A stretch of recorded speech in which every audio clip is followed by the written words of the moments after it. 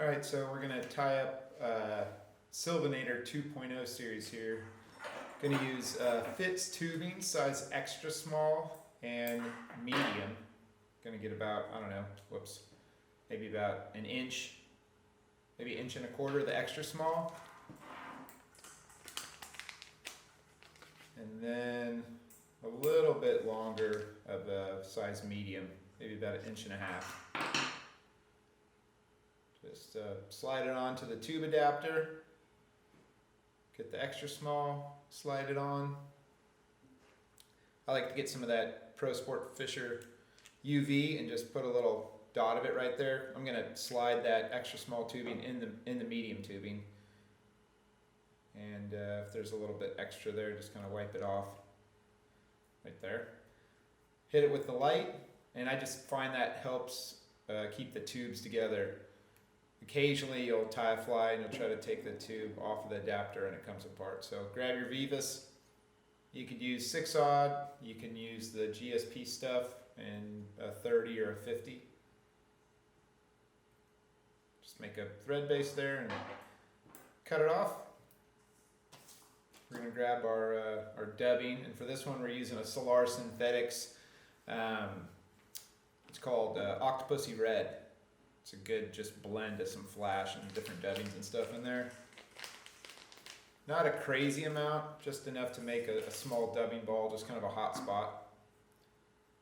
You can use dubbing wax if you want. This stuff just seems to go on the thread pretty easy.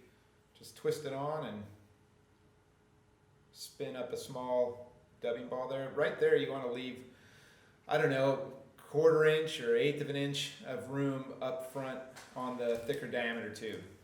We're going to utilize that space. Then we're grabbing our Senyo Chromatic brush. It's the 1.5 inch. This is the tiger color.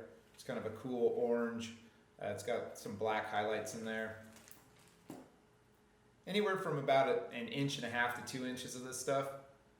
Just tie the tip right in, and I'll kind of hang my thread over that smaller diameter, the extra small stuff. You can grab it with your hand or hackle pliers, whatever you want. Just kind of brush all those fibers back and just palmer it right in front of that dubbing ball.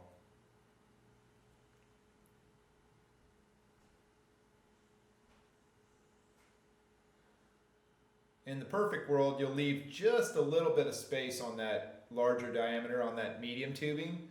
Because what we're going to do, we're going to tie this off and cut it off, and then we're going to put a couple turns of that strung pheasant rump hackle. So you can see I've left just a little bit of room there.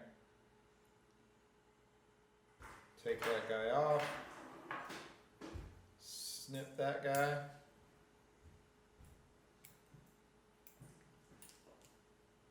And now I'll grab a dubbing brush.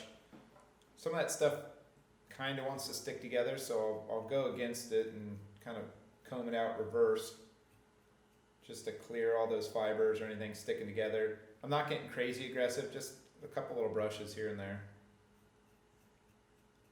Helps straighten everything out, and it really stands up after that. So just comb it back and it makes a difference.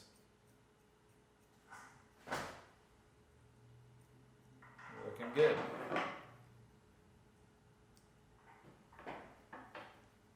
Alright,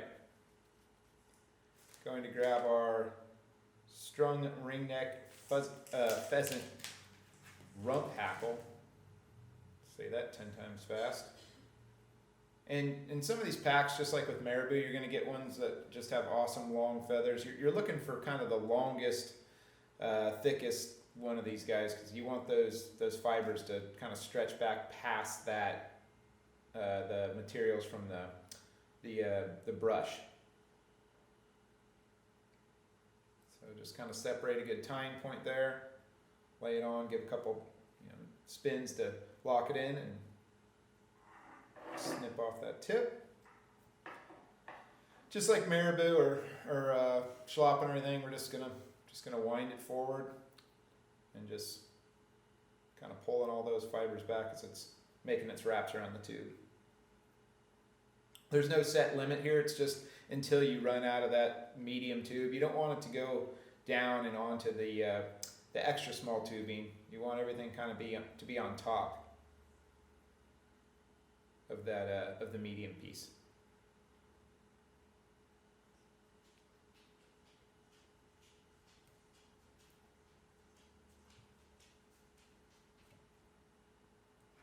So you can see right there, it kind of jumped on me. So it slid down to that extra small piece, and it's kind of being a pain in the butt, but just unwrap it, start over, and rewrap it again. So, oh, now I got my tube spinning. Everything's just working against me. Just give it a little shove if that happens, and it tightens everything up. Tie that stem off. Clip it. So that's kind of our shoulder that we've built. Nothing really to it, a dubbing ball, a brush, and a couple turns of some rump hackle.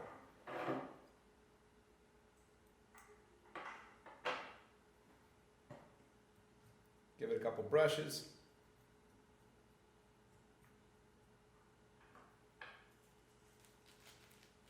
And now the Bling Rabbit. When these first came in the shop a couple months ago, I've been trying to think of something to tie with them, and I really loved the Silveynator. So I decided to give it a go and kind of update some of the materials. Not that that fly needs updating, it catches a ton of fish, but just for fun. But this came out really good, so I'm pretty stoked on it. What I'm doing now is just tapering that bling underneath the rabbit that's attached to the hide. Just make it a point. Couple little things you can do to make that fly swim better, and then just separating the hide from the fur. And we're just gonna measure and then cut that off.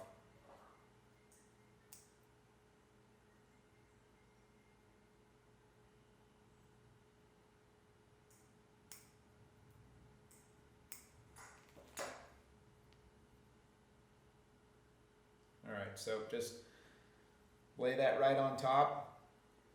And if you want, you know, you can, I try to just get just a little piece of that rabbit, but you can slide it forward and tie in a bigger chunk just for a good tying point, and then trim the excess off after you've locked it in, which is what I'm going to do now. Just come in there and just give that a little snip. The nice thing about this fly is the bead covers any kind of like slight imperfections or whatever, so it's not one of those flies that the head's got to be super perfect, you know, small thread base and all that. You can get away with it kind of being sloppy here and there.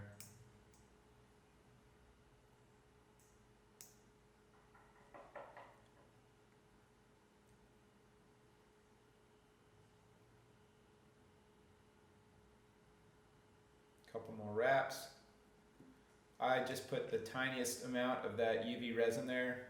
Again, it just helps lock that thread in. Nothing's going to slip. Nothing's going to move for the last kind of final parts of this fly. Then just cure it with your light. Grab our flash. This is Flashabou came out with some new colors this year. Awesome blends. Really cool winter steelhead colors. This one's, I believe it's called Perch, and I've been using it in a number of flies. Really like the color combo that they got here. You know, 2 to 4 strands is fine. Just lay it on one side, couple wraps, flip it over, couple wraps. Nothing too complicated here. And just stretch them out and trim them accordingly.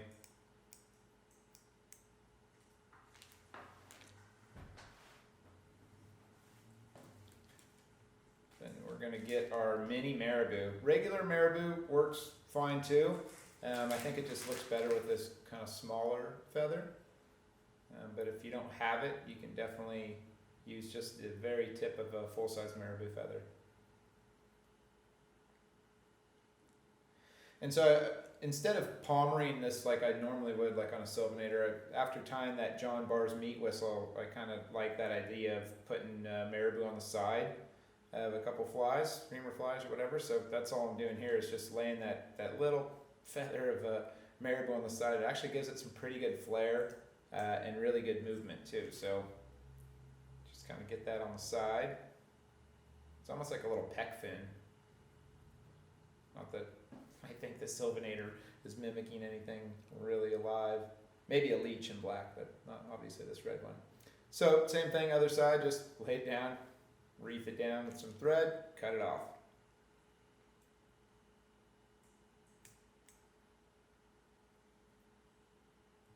And then you can just get in there with your good scissors and kind of clean stuff off if you want.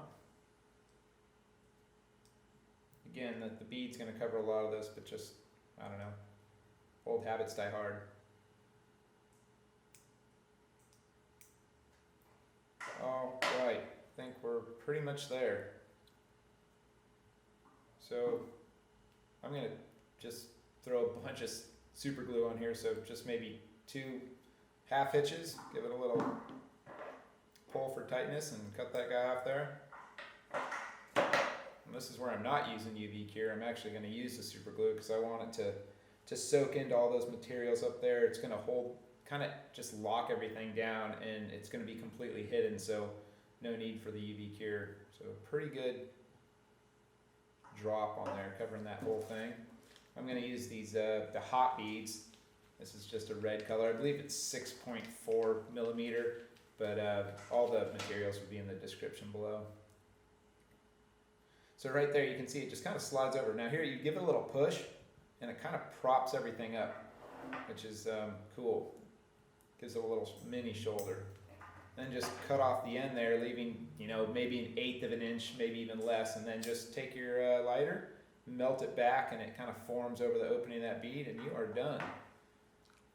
Yeah, Brian Silvey, Silveynator 2.0.